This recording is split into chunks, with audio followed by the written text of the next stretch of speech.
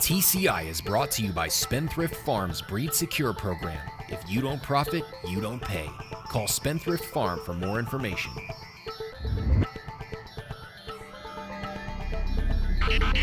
Welcome back to TCI, your inside track to the Triple Crown. Alongside Joel Cunningham, I'm John Siegel. Well, Joel, welcome back. Our first show of 2014. Excited about following these horses through the Triple Crown. You know, we left 2013 with some pretty exciting two-year-olds, but Joel, we've seen some of them fall off the map already. Absolutely have, John, and it makes the Derby picture, to me, wide open at this point. I mean, this time last year, I think we had a little better gauge on thrill picture, just to be honest with you. Right now, I see a lot of horses grouped in that have very similar profiles, and really we may have not seen enough from the horse, particularly the horse that just broke their maiden, maybe young allowance winners. So we're still going to learn a lot in the coming months in these prep races. But you talk about those two-year-olds, that makes it even more uncertain. I mean, Honor Co, we learned of his setback today, going to miss the Fountain of Youth.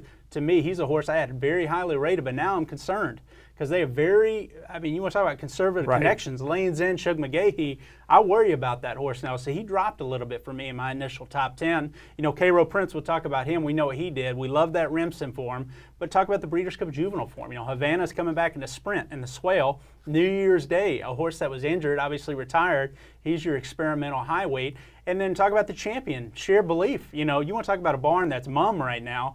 I mean, what's going on with Shared Belief? I think there's enough concern there, John, that you look at the top two-year-olds right now and you have to really question, whether or not they're going to go on and be true Triple Crown type horses. All right, let's jump right into our TCI top 10. I'm excited to see this list. And we start right off, Joel, and I think we speak to the fact that you look at allowance winners, exciting young horses. You see Top Billing, you got him in number one. Joel, he just won an allowance last weekend. Again, my list is all about projecting who's going to be the top players in the Triple Crown, particularly the first Saturday in May, John. So they have to be able to get a mile and a quarter.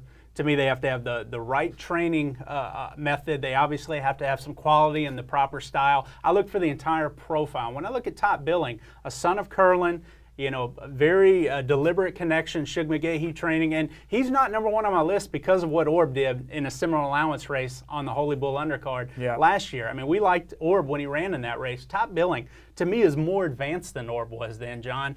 Here's a horse that broke his maiden at Laurel. I don't know why they ran him there, but the fact that he came back and chased just a dawdling pace against Commissioner, looked like the best horse in that race even though he didn't win. For him to come back, let Surfing USA control the pace this past weekend, who I think is a pretty solid horse, and for him to run over him at that track and open up and win as convincingly, and to me, he looked green. I mean, here's a horse that still has a very high action. In my opinion, the future's still ahead of Top Billing. So he's showing quality right now. He should get a mile and a quarter. You might see him in the Fountain of Youth next time out. And to me, he's going to be a horse that has the style and is going to handle the Derby distance. Well, here at number 2, we have the horse that won the Holy Bull. There's a lot of questions about this horse going into the race. He was the favorite, but everybody was saying, how good is he really? Joel, I think he put an exclamation point on that. He got him in at number 2. He's an extreme talent, John. I mean, I really thought he ran better than Honor Co did in the Remsen. He came back and verified that form with the way he ran here in the Holy Bull. I really liked him in that race, and the fact he got parked out with a 4-wide trip on a pretty honest pace and still kicked away from that group, which was a solid group. I mean, we didn't get to do a show last week, but the Holy Bull was certainly very contentious for the way he dominated that group. A ton of talent there, but that was at a mile and a 16th. At a mile and an 1/8, I thought he was goofing around a little bit, maybe the last 16th of a mile. And you look at his pedigree, I mean, this dam was a bona fide 6-furlong sprinter. So to me, when I look at Cairo Prince, A, is he going to be able to hold this top form for the next few months to be able to run a top race on Derby Day?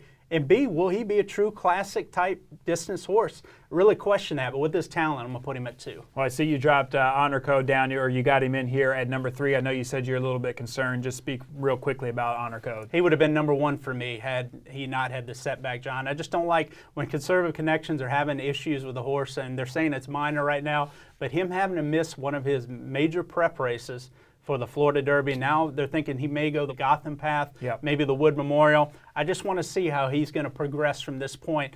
But just the fact that he's had a setback right now is concerning enough. I have to have him in the top 3, but not the top 4. All right, number 4, you got Midnight Hawk. This is a horse that has a lot of buzz around him right now. A lot of people like this horse. I love the talent and upside of Midnight Hawk. I mean, and certainly with the connections, Bob Baffert, I mean, you certainly have to love anything coming out of the Bob Baffert barn, the Pletcher barn. Both barns are loaded right now, but you can tell Midnight Hawk, he's campaigning him as if he is probably his top 3-year-old right now, John. And he's just a big barrel of a horse, but I love, as heavy of a horse as he is, he just has a very smooth way of going. He gets in such a tremendous rhythm, and I don't think we've seen the best of him yet. I think he's goofing around, lugging in when he won last time out in the Sham. He beat a horse named Cristo in there. I think it's another horse with some upside. So I need to see better from Midnight Hawk, but to me, they're just scratching the surface with the horse. The one concern I would have is, again, same with Cairo Prince. Will he handle the classic distances? When you look at that pedigree, big-time question for Midnight Hawk. All right, and at number 5, you have another big horse, and you talked about the form in the Breeders' Cup Juvenile. Joel, I thought this horse ran huge in that race.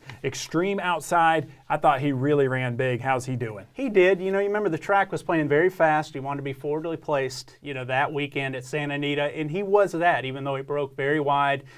I just think he had a tough campaign last year, John. I mean, it was well documented. He's a big horse, horse that you wouldn't think would be that precocious. Yet the way he won at 7 furlongs in the slop showed he had some quality, certainly. But they shipped him all around. Very aggressive Dwayne Lucas style. I mean, they asked a lot of this colt. I heard he had some sore shins through it all. Now he had that month off after the Breeders' Cup, training lights out at Oaklawn. I'm very anxious to see what Strong Mandate has now off the layoff as a 3-year-old. All right, you mentioned number 6 just a little bit ago, Shared Belief. He's our 2-year-old champion. What are you hearing on him? Well, an extreme talent. And even if he was 100%, I question him at a classic distance. I mean, he's a smaller type colt from a sprinter type female family. I'm just not sure Share Belief wants to be a classic type horse, but he's so talented, John. I think you have to have him in the top 10. And quite honestly, there hasn't been, a lot of these horses down here just broke their maiden or one allowance races.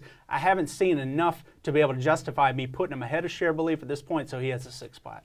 Conquest Titan, he's by Birdstone. Reminded me a lot of, Mind That Bird with his style. Comes from way out of it. Did it again in the Holy Bull. I thought he ran really nice in there. Well, they changed his style up, John. They used to put him on the lead, and the horse has some tactical ability. They talk about how good of a workhorse he is. They're very high in this colt. He used to show speed. Obviously, him running the Breeders' Cup, that was a complete debacle. But Mark Cassie's horses, if you notice, the ones that have come off of Lasix in the Breeders' Cup, they haven't run well the last couple of years. So I'm going to give him a pass for that. He's back on Lasix now. I love the way he came from the clouds at Churchill Downs that day. Ran over a good horse, General A-Rod, who came back and won the Gulfstream Park Derby. So it was a key race. We know he likes Churchill. He's got a new style, and I like the way he used that style. I mean, you're not supposed to be able to close ground at Gulfstream. He was the only one really closing ground effectively in the Holy Bull. So to me, going forward, he could develop into a live Derby contender. All right, let's buzz through these last 3 fairly quickly. We got Constitution, as you mentioned. This is a maiden winner, Joel. I know you're pretty high on him. I'll make it real easy, John. 8, 9, 10, and really if I had 11, you could probably put Hartford in there. They're all lightly raced sons of Tappet.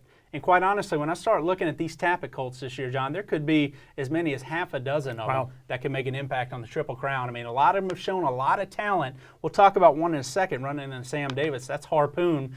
But when I talk about the 4 I mentioned, Constitution, Matterhorn, Tappet Rich, and Hartford, horses with good profiles, impressive maiden winners or allowance winners at this point, and horses that have pedigree to me to handle 2 turns and have big futures ahead of them. So to me, they round out the top 10. Well, you mentioned we got the Sam Davis this weekend at Tampa. Joel, there's no Derby points for this race, but it's an important prep for the Tampa Bay Derby. You mentioned Harpoon. Do you think he's the horse to beat in there? I do. He breaks from the rail, John. It's only a field of 8. It's not a super strong field. To me, he's the quality of the race. When you look at the fact he ran second to Cairo Prince in a maiden race, ran second to a horse that we had in the top 10, Matterhorn, in a very good maiden race, supposedly training well. I think Harpoon breaks from the rail. As long as he breaks well, he should find himself in the lead. Now, he is a half to 2 crack sprinters, John, that were nice greatest stakes horses, Cuvée being one of them. So when I look at the dam, I don't know how much stamina is there for Harpoon, but I think he's a good quality cruiser. He should, if he likes that track, he should win the Sam Davis to me at a mile of 16. All right, let's talk about the Withers real quick. We do see Derby implications here. And Joel, there's 2 horses really when I look at this race. We see Uncle Si, who broke his maiden impressively at Aqueduct by 14.5 lengths. Yeah. I mean, this horse looks like he's really improved with the longer distance. Well, and he's out of a half, or he is a half to percussion. Nice New York bred that could run all day by Bluegrass Cat. So there's stamina on the dam side, even though he's by Indian Charlie.